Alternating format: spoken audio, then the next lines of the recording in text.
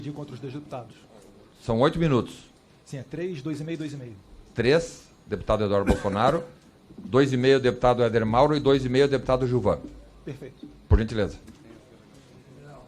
Ministro, primeiro, Vossa Excelência disse que não há uma pertinência nem do ponto de vista político entre Lula, Hitler e Stalin, e sim, todos eles, tanto Lula quanto Stalin, quanto Hitler, quanto Mao Tse-tung, quanto Hugo Chávez e também Fidel Castro, tiveram como política pública o desarmamento da população.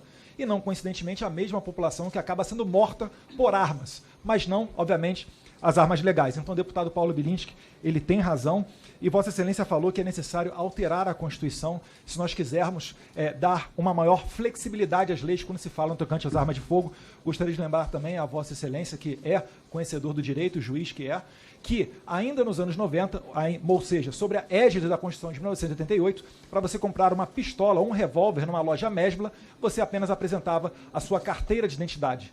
Época em que o porte legal de arma de fogo era uma mera contravenção, nem prisão dava, e os índices de mortalidade eram infinitamente inferiores ao que eram hoje. Vossa Excelência fala muito no liberou geral, quando se refere à política do presidente Bolsonaro com relação às armas de fogo. No entanto, não há qualquer registro dos 4 anos de governo Bolsonaro. Eu estou falando aqui de 2019, 2020, 2021 e 2022, onde tenham ocorrido mais homicídios do que todos os anos anteriores de desarmamento. Então, quando se quer falar em armas de fogo, você tem que ter a ciência de que mais armas legais, elas contribuem com menos homicídios. É mentiroso o que o deputado anterior disse, falando que deveríamos ter mais livros. Ora, se nós retornarmos ao 8 de janeiro, né, e os policiais aqui da casa, ao invés de terem armas, tivessem livros, certamente os danos seriam muito, muito maiores.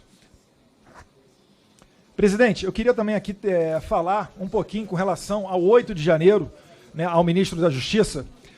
Por que, ministro, parlamentares da esquerda, do PT, do PSB, partido de Vossa Excelência, iniciaram a coleta para as assinaturas, né, ensinaram a coleta de assinaturas para uma CPI e depois, por orientação do governo, retiraram?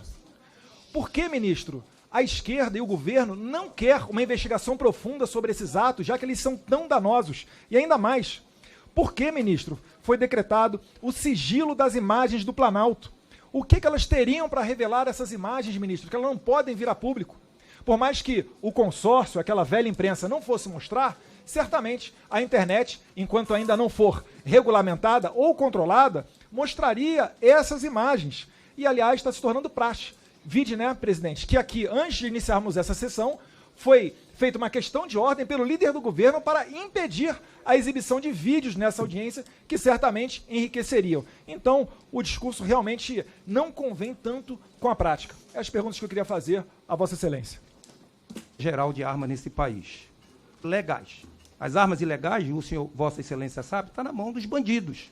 Armas ilegais com bandidos, que são essas armas que a gente vê sendo exibidas nos morros, nas favelas, em todas as comunidades onde as organizações criminosas estão, inclusive com enfrentamento junto à polícia. São as armas ilegais que são 762, 556, bazuca, antiaérea, tudo que a grande bandidagem usa contra os policiais, contra o cidadão de bem.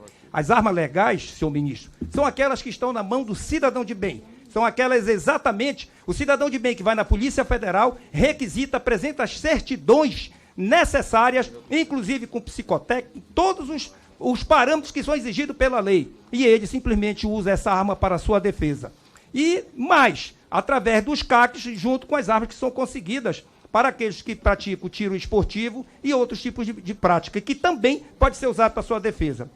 Agora, eu não quero crer, senhor ministro, que Vossa Excelência esteja pensando, e o povo brasileiro, na sua grande maioria, eu não tenho a menor dúvida, de que o senhor pretende simplesmente deixar as armas ilegais na mão dos bandidos e desarmar o cidadão de bem que estão com as armas legais. Essa é uma situação que o povo brasileiro não vai aceitar, onde os bandidos vão permanecer armados, enfrentando a situação que está acontecendo nesse país, inclusive tendo o cidadão de bem dentro das suas casas, nas grades, nos seus comércios, na grade, sofrendo assalto e não tendo o direito, Eduardo, de se defender. Então nós, brasileiros, queremos uma solução prática, direta e imediata, porque o povo brasileiro não aceitará de maneira nenhuma que Vossa Excelência deixe bandido armado e cidadão de bem desarmado não podendo se defender. Obrigado, senhor presidente. 19 anos.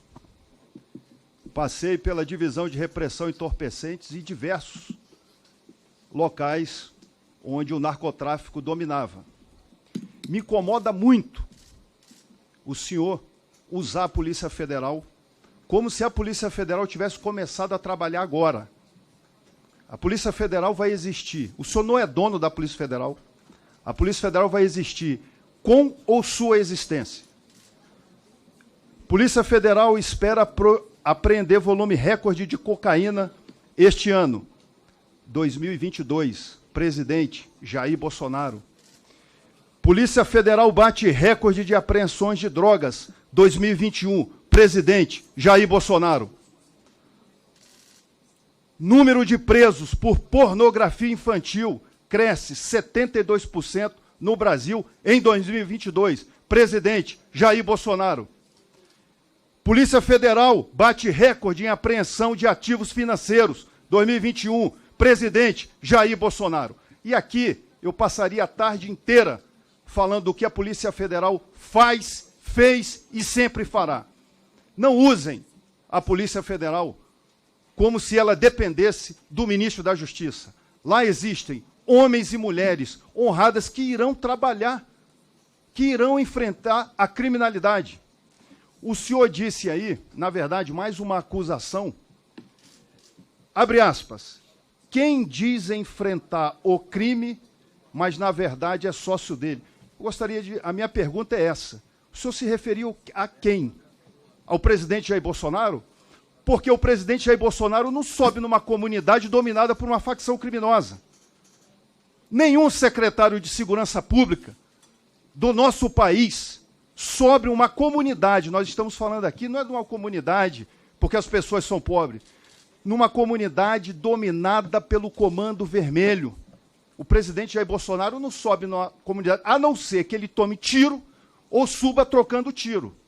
Então eu gostaria de saber a quem o senhor dirigiu essa acusação. Quem diz enfrentar o crime, mas é sócio dele. E digo mais, a maioria dos deputados aqui da direita, que o senhor já chamou de aloprados, ligados a milicianos, se nós subirmos uma comunidade, vírgula, dominada por uma facção criminosa, nós vamos tomar tiro.